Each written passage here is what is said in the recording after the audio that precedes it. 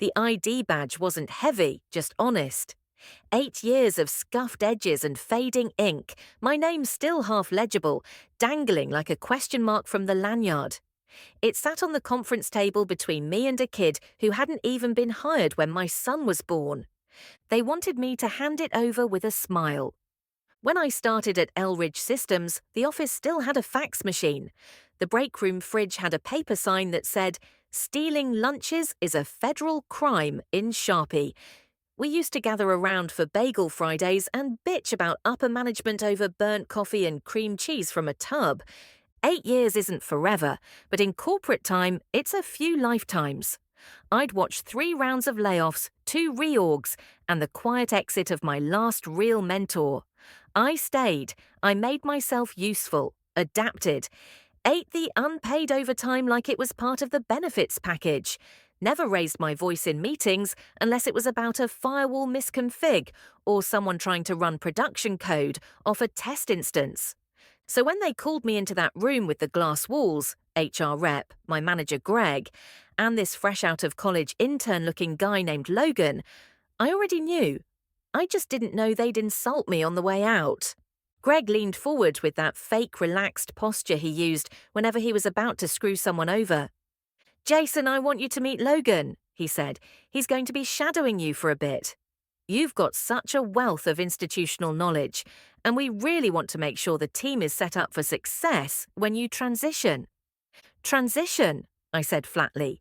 "So that's what we're calling it." HR gave a tight, neutral smile. Logan, to his credit, looked uncomfortable. The poor kid had no idea he was walking into a buzzsaw. Greg launched into some spiel about restructuring and evolving needs. I stopped listening after moving in a new direction. I'd heard it before. I would have respected him more if he'd just said, "You're too expensive, and we found someone younger who doesn't know what he's worth yet." What really stuck in my throat was what came next. "We'd like you to spend a week onboarding Logan," Greg said, like it was some kind of favor. "Show him the ropes. Help him succeed." He said it like he was handing me a gold watch, not marching me toward the exit. I looked at Logan, who shifted in his chair like he wanted to sink into it. I didn't blame him. He probably thought he was just getting a sweet new job, not taking food off someone's table. "How long has this been in the works?" I asked. Greg hedged. "We've been evaluating needs for a few months." "So while I was pulling back-to-back support tickets and covering night shifts during the rollout, you were interviewing replacements."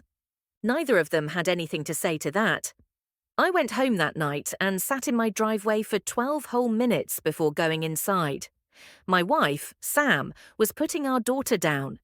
She came downstairs in a worn tee and leggings, hair in a bun, the soft look in her eyes collapsing into worry the second she saw my face. "What happened?" I told her. All of it. By the end, she was sitting next to me on the couch, silent. Her hand found mine. "They can't do that, can they?" she asked. "They can," I said. "They did." We sat there with the TV on mute, the hum of the fridge filling in the space where words failed. I wasn't just losing a job. I was losing 8 years of early mornings, weekend calls, and telling my daughter I'd be there soon. "You don't have to help them," she said eventually. "You could quit now." "I could," I said, "but they're counting on me being the kind of guy who doesn't." And maybe that was the worst part. They were right. The next morning, I came in at my usual time, 7:45 sharp, and found Logan already at my desk, nervously tapping his laptop bag. "Hey," he said, standing awkwardly. I wasn't sure when to, I figured early was good. I nodded and dropped into my chair. "You code?" I asked. He nodded. "Languages?" "Python, a bit of Java. I've done some React stuff for freelance." I held up a hand. "Cool. Here's what I'm not going to do. Spoon feed you a syllabus. You want to take over this role, you need to understand what it actually is." He sat straighter. "So we're going to spend the week on real work. No highlight reel. You're going to shadow me on the backlog, join all the calls, answer tickets. I'll see you on every thread, sink or swim." Logan swallowed hard but nodded. "Got it." Cool, I said. Open the ticket board. Let's get to work. Monday was chaos. I didn't give him the easy ones. I didn't hide the mess. I made him trace a broken permissions issue across 4 systems and 3 managers who never documented anything. I had him sit through a vendor call where the other side clearly didn't know our use case. I made him try to debug a cron job failure on legacy hardware. By noon, his shirt was wrinkled, and he had that slightly panicked look I remembered from my own first week. Except I hadn't been replacing anyone back then. I watched him try to keep up. The kid was smart, I'll give him that. Quick fingers, picked up on patterns fast, but there's no substitute for lived experience. Knowing that if Jenkins goes red after 3, it's probably Jenkins lying again. Knowing which VP only responds if you CC their assistant. Knowing the undocumented side effects of a patch because you stayed late the night it rolled out. At 5, I closed my laptop and stood. That's it for today. He blinked. That's it. I smirked. You'll want sleep. Tuesday, I let him lead. He misprioritized 2 tickets and gave a wrong answer on a team call. I didn't correct him in front of the others. I just forwarded the fallout later. Told him to own it. By Thursday, he looked like someone had pressed the dehydrate button on him. You okay? I asked as we stepped into the hallway. Yeah, he said quickly. Then after a beat, I didn't think it would be this much. I leaned against the wall. They don't tell you that in the interview. This isn't just code and tickets, it's history, people, decisions made 5 managers ago that still echo. He was quiet. You can learn it, I said, but not in a week. Friday morning, Greg asked for a quick one-on-one. We sat in his office. He had that same polite predator smile. How's the onboarding going? He asked. I shrugged. He's trying. But there's a reason this job used to be 2 people. Greg chuckled like I was joking. You've always been a team player, Jason, he said. We really appreciate you helping with the transition. I looked him dead in the eye. I'm not doing this for you. He paused, unsure how to respond. I didn't give him the chance. That afternoon, I dropped a zip folder in Logan's shared drive labeled Good Luck. Inside was everything I'd ever documented. Old configs, workarounds, contact lists, even the internal wiki pages I'd updated myself. I'd already deleted my personal notes, my scripts, the ones that actually kept the system from buckling on bad days. At 5, I stood up, badge in hand. Hey, I said, it's all yours. Logan looked up from his screen, eyes wide. Wait, this is your last... Yep, he stood. Thank you for... I know this was... Don't thank me, I said. Just do the job right. I dropped the badge on the desk. It wasn't heavy, just honest. It was 8:17 on a Monday when I got the first call. I was halfway through buttering toast, watching my daughter turn her cereal bowl into a swimming pool for plastic dinosaurs. Sam was upstairs, already wrangling emails. The caller ID just said unknown, but I knew who it was before I picked up. Jason? It's Logan. He said it fast, like he was trying not to lose courage mid-sentence. Morning, I said, letting the silence stretch. Sorry to call. I know you're done, technically. Something's not syncing with the deployment script. I think something got overwritten and now Jenkins is, well, it's mad, really mad. I waited a beat. You used the pipeline reset? The what? I rubbed my forehead. Check the scripts folder, subfolder utilities. There's a file called panic_button.sh. You run that with admin creds, Jenkins resets and clears the dirty flags. Then reboot staging. I heard him click-clacking like mad. Got it. Running now, a beat passed. Okay. I think it's working. Another pause. Thanks, Jason. Logan, I said, you've got 3 more days before something breaks that I can't walk you through. Then I hung up. It took longer than I thought to stop checking Slack. I'd catch myself reaching for the mouse around 2 p.m., like my body still thought it was time to triage bugs. Muscle memory doesn't vanish overnight. Sam noticed. She didn't say anything, but I saw her glance up from her laptop whenever I hovered near mine for too long. I wasn't unemployed, not exactly. They'd dressed it up as a transition to consulting, with a severance that sounded generous until you realised it was hush money. I didn't sign the NDA, too many weasel words. Logan called again Tuesday, twice. First about an expired SSL cert nobody tracked, then about a phantom server label no one could trace. I didn't ignore him, but I didn't make it easy. On Wednesday, Sam and I went out for coffee. First time we'd sat down together mid-week without laptops or errands since our daughter was born. "I think you miss it," she said, stirring oat milk into her cup. "I don't miss them," I said. "I miss knowing where I stood." "You know," she said, tapping her spoon, "you've been talking to that kid a lot. He's not the one who pushed me out." "No," she agreed, "but you're still working, just not getting paid." I looked down at the foam swirl in my cup. She wasn't wrong. Thursday morning, Logan emailed me a screen cap. It was the ticket board, half red, half yellow. He added one line, "This isn't working." I think I'm failing. I stared at it for a long time. Then I called him. He picked up on the first ring, sounded like he hadn't slept. "You're not failing," I said. "You're drowning." He laughed weakly. "That's comforting." "You want real comfort," I said. "You were never meant to swim. They threw you in with weights on and told you the water was shallow." He was quiet for a while. Then, "Why'd you help me at all?" I thought about it. Because they wanted me to vanish. Clean handoff, no noise. If I let you flail, they win both ways. Replace me and get to say I wasn't worth keeping. Damn. Yeah. Another pause. Then he asked, "So what now?" I hesitated. Then I said, "You want to meet?" We picked a neutral spot, the old diner off Route 22, where the Wi-Fi sucked and the omelettes were suspiciously good. Booth in the corner, 2 coffees, a notepad between us. I slid him a USB drive. "What's this?" he asked. "Insurance." He looked nervous. "Like legal?" "Like code," I said. Scripts I never committed to the repo, logs of patch rollouts, an annotated network map, stuff that keeps the system from eating itself. He blinked. "Why didn't you share this before?" "Because I didn't owe them," I said. "But maybe I owe you." He exhaled, slow. "You've got 3 options," I said. 1, you walk. You say it's too much. They'll probably pin the collapse on me.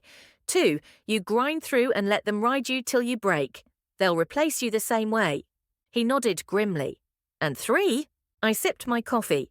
3, you make yourself indispensable, fast, but not to them, to the system, to the people. People like who? Finance lead, ops guy.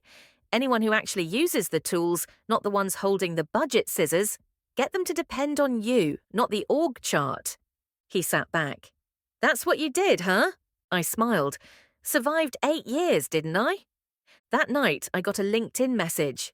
"Hey, Logan here, just wanted to say, today made me feel like maybe I can do this. Thanks again." Seriously, I didn't respond. Not right away.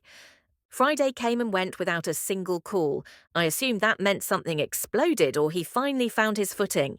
Turns out it was both. Saturday morning, my phone buzzed again. It was a screenshot, an email chain, Logan, Greg, and a half-dozen department heads. At the top was a message from Logan. "Per our previous conversation, I'm attaching a series of urgent requests from the finance and ops teams.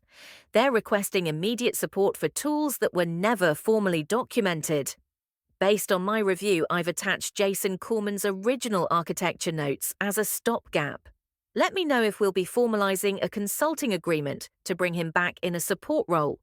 Below it, 3 replies, all in favor.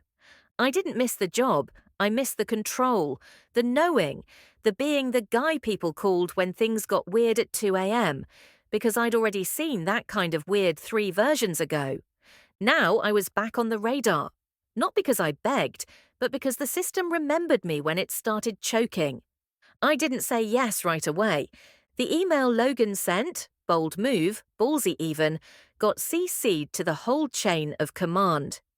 Greg must have turned 6 shades of corporate beige reading it. The subtext wasn't subtle. The infrastructure depended on tribal knowledge, and the tribe had been voted off the island a week too early. Sam was sitting at the kitchen table when I read the thread. "They want you back?" she asked. "Not officially," I said. "Not yet. But they want me enough." She tilted her head. "And you?" I didn't answer for a moment. Logan's move had bought him leverage, forced their hand, but he'd also thrown me a line, a consulting proposal, my terms.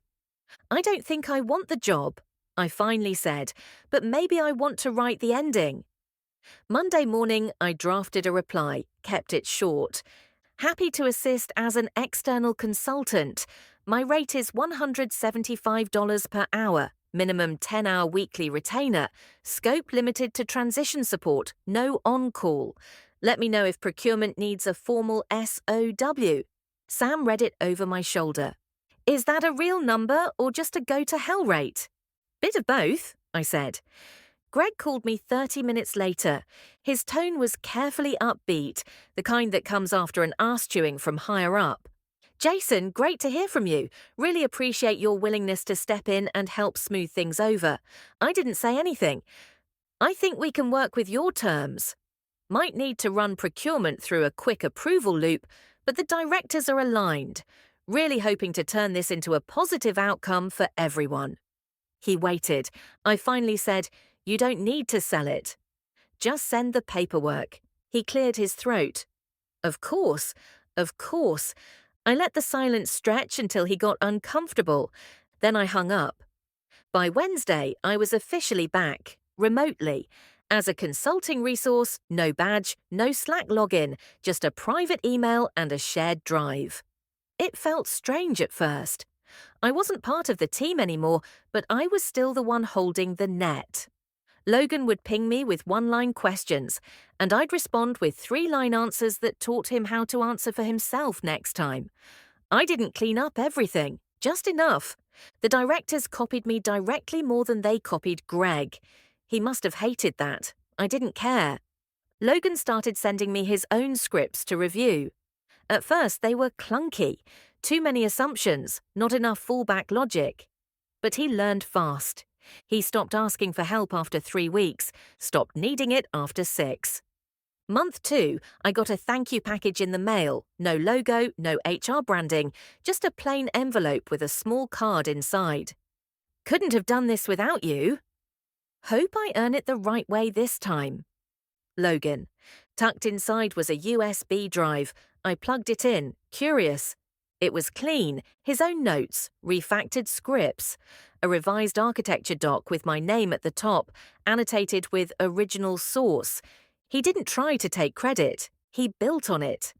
Sam found me that night staring out at the backyard, beer in hand. "You look lighter," she said. "I think I am." She came up behind me, wrapped her arms around my waist. "Proud of you." "For what?" "For not letting them turn you into something bitter." I thought about that. It would have been easy to leave a mess, to smile while the building burned. But Logan hadn't built the fire. He just got sent into it, and somehow he reached back for me. My last invoice went out at the end of the quarter. I kept it clean, no padding, no upcharge for emotional labor. Greg didn't respond. I didn't expect him to. Logan sent me a voice memo. "They offered me your title today. I told them I'd take it if they stopped doing what they did to you. Not sure if it'll change anything, but I said it." I sat with that for a while. Then I replied, "Good. But don't wait for them to become better people. Just make the system kinder for the next person." He sent back a thumbs up. Last week I took my daughter to her first soccer practice. I didn't check my phone once. The sky was clear. Sam brought snacks. Another dad asked me what I did for work. I smiled and said, "Used to be in tech." He nodded like he understood. I didn't correct him.